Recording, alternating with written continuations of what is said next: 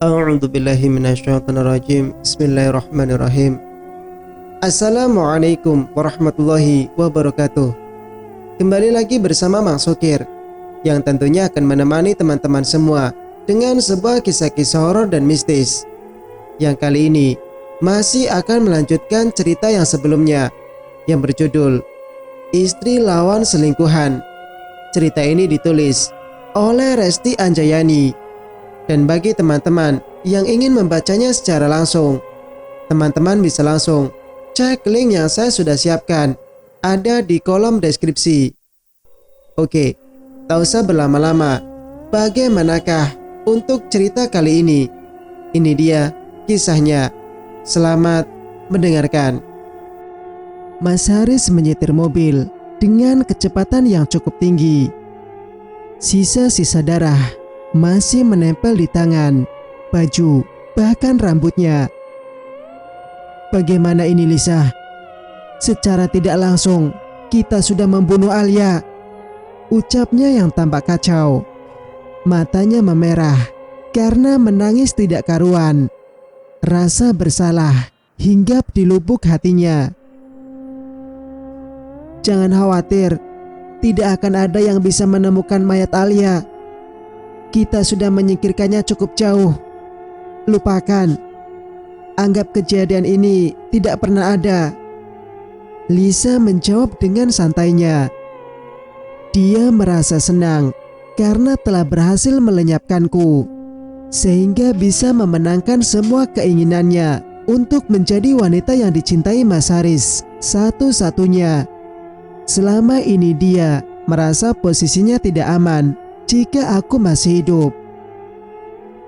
Bagaimana dengan Tasya? Dia pasti akan menanyakan di mana mamanya. Begitupun dengan Mbak Sari. Dia pasti akan menanyakan keberadaan Alia padaku, ucapnya panik. Lisa mengusap bahu Mas Haris, mencoba untuk menenangkannya. Bilang saja kamu tidak tahu. Lagi pula urusan Alia sudah bukan jadi tanggung jawabku. Jadi kamu tidak perlu repot-repot menjelaskan mengenai Alia pada keluarganya. Selain itu, Tasya masih kecil. Aku akan berusaha menggantikan Alia menjadi ibu yang baik untuknya. Senyum licik menghiasi bibirnya yang mungil. Kepala Mas Haris terasa mau pecah memikirkan kejadian yang berada di luar pikirannya. Kamu harus tenang agar semua orang tidak curiga. Tidak ada yang mengetahui perbuatan kita. Kita pasti aman. Lisa terus meyakinkan Mas Haris agar menutupi kejadian ini. Sementara itu, kabar pulangnya diriku dari rumah sakit jiwa sudah diterima oleh Mbak Sari. Dia berkali-kali berusaha menghubungi ponselku yang tidak aktif karena tercebur ke dalam sungai. Pihak rumah sakit jiwa memberi informasi kontak Puji pada Mbak Sari sebagai orang yang bertanggung jawab menjemput kepulanganku dari rumah sakit jiwa. Mbak Sari langsung menghubungi Puji. Maafkan saya, Mbak. Alia terus memohon pada saya agar membantunya keluar dari sana. Saya tidak tega melihatnya seperti itu, ucap Puji merasa sangat bersalah. Lalu sekarang Alia ada di mana, Puji? Dia tidak pulang ke rumah, Mbak. Di rumahnya pun tidak ada, kata Mbak Sari cemas. Saya nggak tahu, Mbak. Tapi terakhir dia saya antarkan ke rumah mantan suaminya. Saya hanya mengantarkannya sampai depan gerbang rumahnya. Ya sudah kalau begitu. Terima kasih ya Puji, karena sudah memberikan keterangan, ucap Mbak Sari. Mbak Sari pun bergegas pergi ke rumah Mas Haris untuk menanyakan keberadaanku. Sesampainya di sana, Lisa membuka pintu lalu mempersilakannya masuk. Saya datang ke sini mau menanyakan Alia. Alia hilang. Sudah beberapa hari dia tidak pulang ke rumah. Puji mengatakan bahwa terakhir dia bertemu Alia, lalu mengantarnya ke sini. Apa kalian tahu Alia ada di mana sekarang? Lisa sudah menduga bahwa Mbak Sari akan datang menemuinya. Dia pun sebisa mungkin berusaha untuk tetap tenang. Saya nggak tahu. Mungkin waktu Alia kesini, saya dan Mas Haris sedang menjaga Tasya di rumah sakit. Apa? Tasya sakit? Kenapa kalian tidak mengabariku? Sekarang bagaimana keadaannya? Tanya Mbak Sari cemas. Dia masih sakit. Mas Haris masih menjaganya di rumah sakit sekarang. Ya sudah kalau begitu, saya akan ke sana sekarang, kata Mbak Sari yang langsung terburu-buru pergi ke rumah sakit untuk melihat keadaan Tasya. Kita ke sana bersama saja. Kebetulan saya juga mau ke sana. Lisa ikut pergi ke rumah sakit. Dia takut Mas Haris salah bicara dan rahasia besar mereka akan terbongkar. Sesampainya di sana, terlihat Mas Haris sedang menunggu di luar ruangan. Dia mondar-mandir sambil sesekali melihat ke arah kaca pintu untuk mengintip ke dalam kamar perawatan. Kedatangan Mbak Sari dan Lisa sangat mengagetkannya. Dia sangat takut jika Mbak Sari menanyakan tentang keberadaan Alia padanya. Mbak Sari, kenapa kamu tidak memberitahu bahwa Tasya sakit?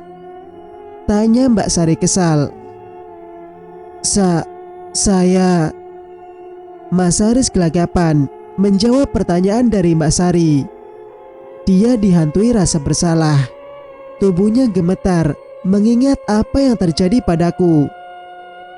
Kami takut membuat Mbak cemas. Lisa yang menjawab pertanyaan dari Mbak Sari. Tentu saja aku cemas. Kenapa Tasya bisa sakit? Tasya menderita infeksi lambung. Dia terus muntah-muntah. Kenapa bisa? Apa kamu tidak menjaga asupan makannya? Tanya Mbak Sari marah. Aku nggak tahu Mbak, karena yang memasak makanan di rumah kan pembantu di rumah kami. Tapi sepertinya bukan karena makanan di rumah. Bisa saja Tasya jajan sembarangan di sekolah sehingga perutnya jadi sakit. Kembali Lisa berhasil membohongi Mbak Sari. Di tengah perbincangan, perawat keluar dari ruang perawatan lalu memanggil semua untuk masuk ke dalam. Saya ikut turut berduka cita.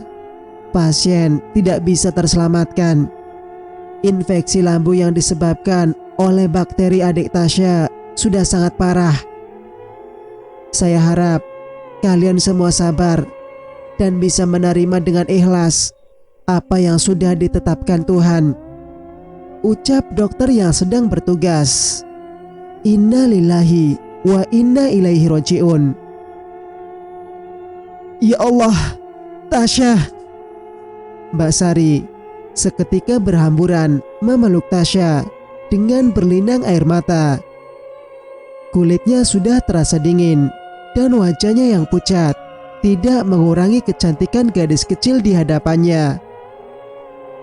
Ya Allah, Alia, kamu di mana?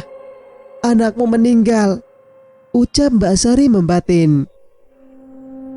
Mbak Sari menganggap kematian anakku adalah hal yang wajar karena tidak menemukan bekas tanda-tanda penganiayaan di sekujur tubuhnya.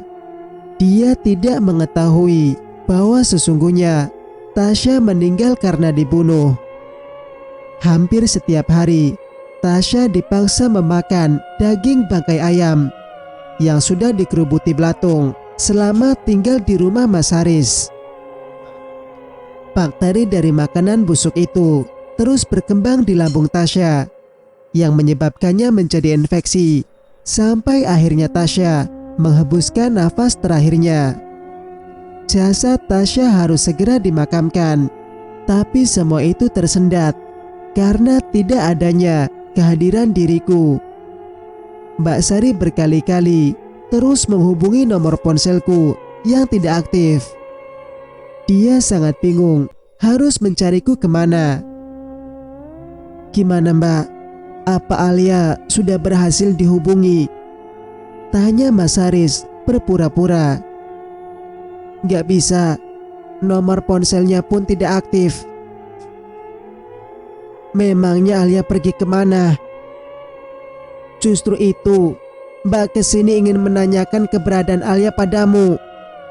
Temannya Alia yang bernama Puji sempat mengatakan bahwa dia mengantarkan Alia ke rumahmu," kata Mbak Sari bingung. "Selama beberapa hari ini kami memang sibuk pulang pergi ke rumah sakit untuk menjaga Tasya. Mungkin saat kami ada di rumah sakit, Alia datang ke rumah dan tidak sempat bertemu dengan kami. Iya kan Mas?" kata Lisa yang selalu siap siaga membantu Mas Haris menjawab pertanyaan Mbak Sari. "Iya," jawab Mas Haris sambil tersenyum panik. Mbak Sari kembali melihat ke arah ponselnya. "Ya ampun Alia, kamu ada di mana?" gerutunya. "Lalu apa yang harus kita lakukan sekarang Mbak? Apa kita harus menunggu Alia sebelum memakamkan jenazah Tasya?" "Entahlah, Mbak juga bingung Haris.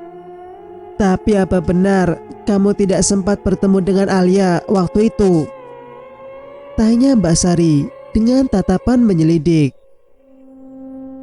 "Enggak Mbak, saya enggak tahu," jawab Mas Haris memalingkan wajahnya. Dia tidak sanggup membalas tatapan Mbak Sari. Jenazah Tasya dibawa pulang ke rumah Mas Haris. Dia meminta agar Tasya dimakamkan dekat dengan rumahnya. Mbak Sari tidak bisa menolak karena tidak punya wewenang. Setelah dimandikan, dikafani, lalu disolatkan, jenazah pun siap untuk dimakamkan.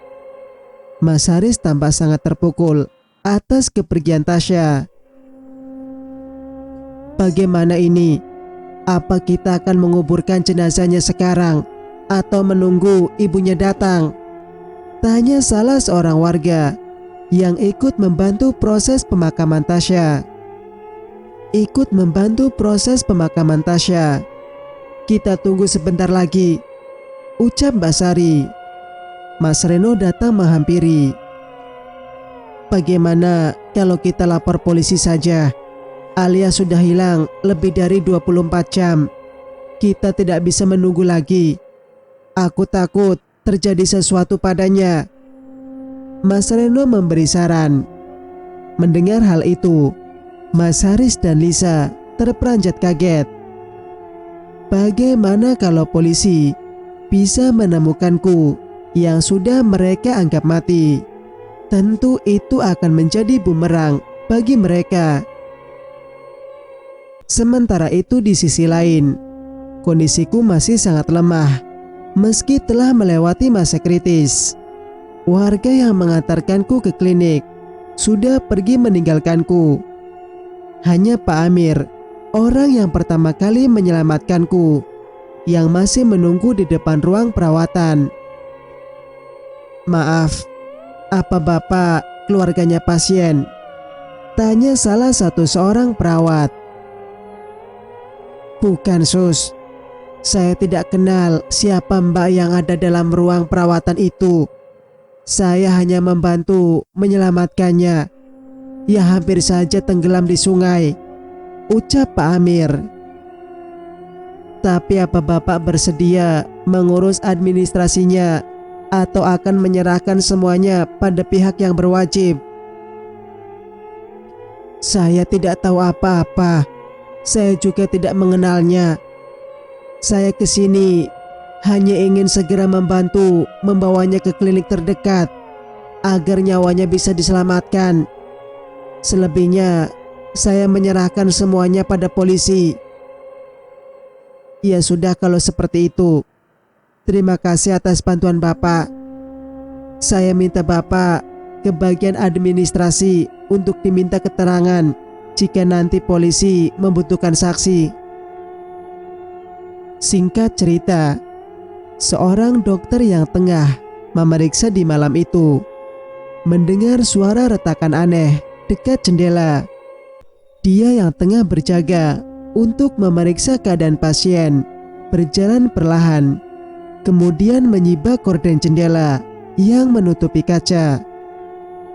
Astagfirullah, ucapnya kaget melihat sosok wanita mengerikan merangkak di jendela sembari memukul-mukulkan kepalanya pada jendela seolah ingin masuk.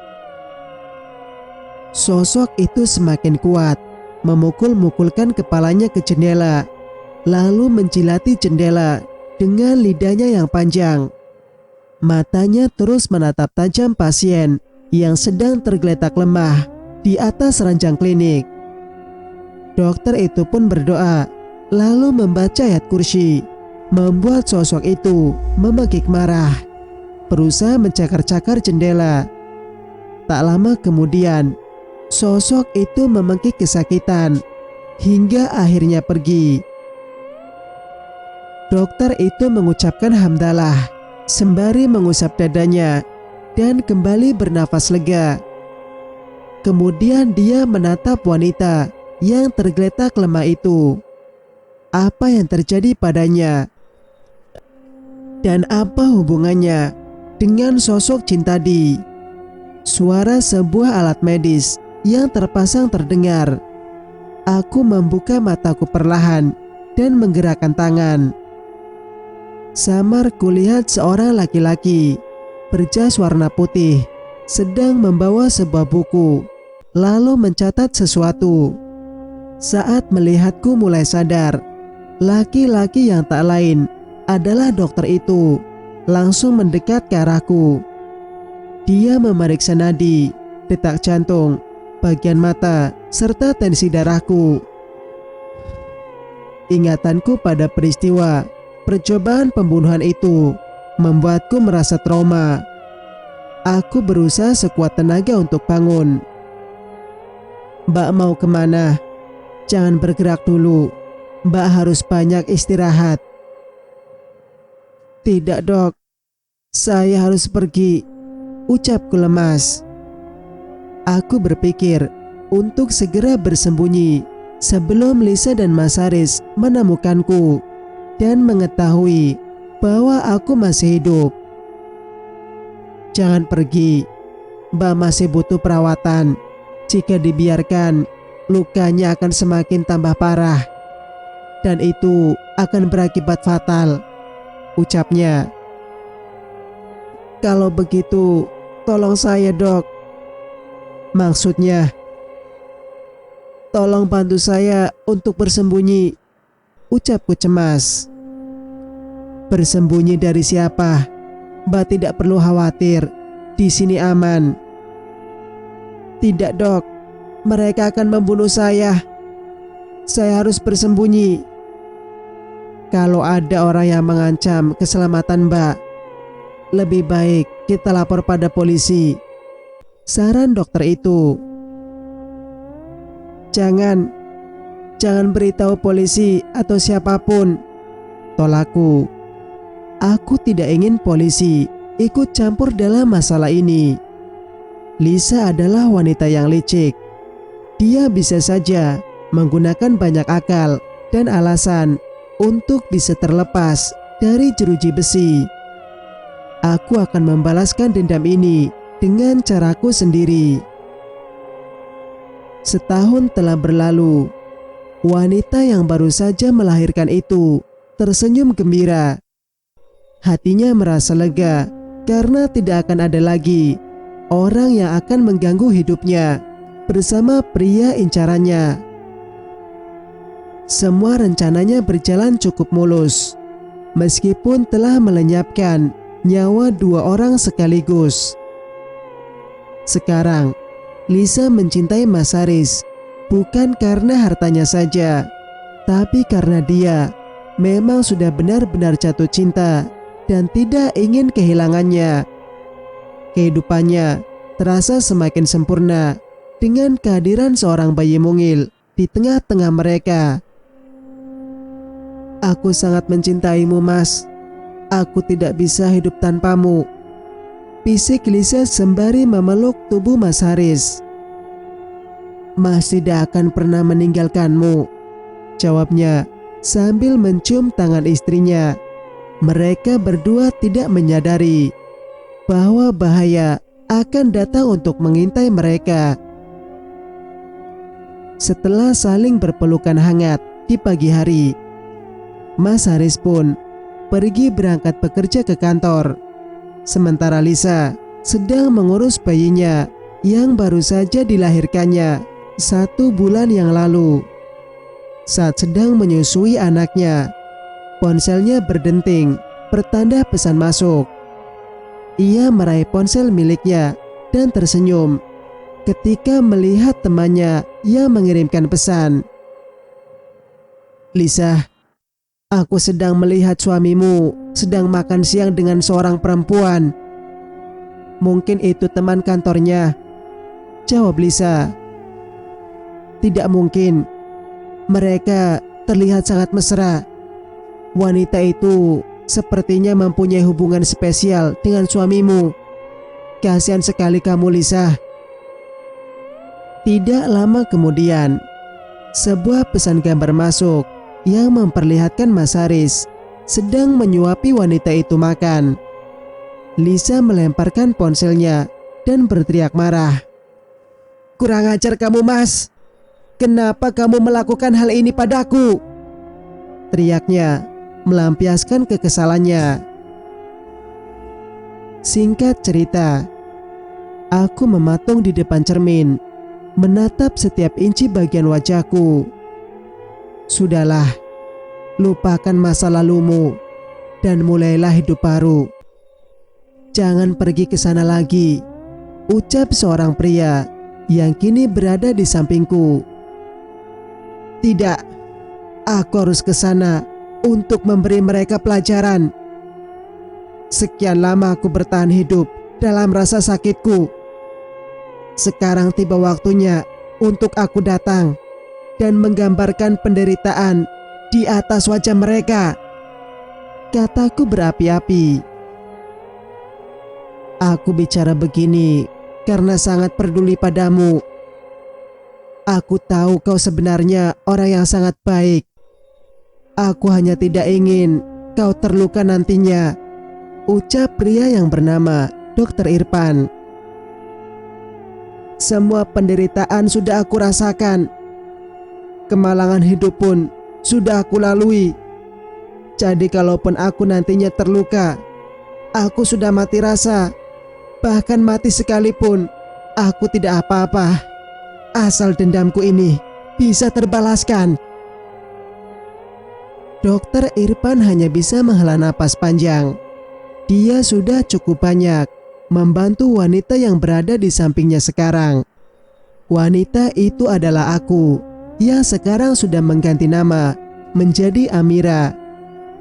Bukan saja mengganti nama, tapi mengganti semuanya, termasuk mengganti wajahku dan cara berpikirku. Aku telah mengoperasi plastik seluruh wajahku untuk bisa masuk kembali ke rumah itu dan menemui 2 manusia laknat itu. Alia yang lemah dulu sudah kuanggap mati bersama arus sungai yang menjadi saksi perjuanganku untuk tetap bertahan hidup. Alia, aku tetap menunggumu di sini. Kau tahu, aku sangat mencintaimu, ucap Dr. Irfan dengan sangat tulus. Cinta. Sungguh aku tidak ingin percaya dengan kata-kata itu. Kepercayaanku sudah dihianati dan rasanya sangat menyakitkan. Maafkan aku.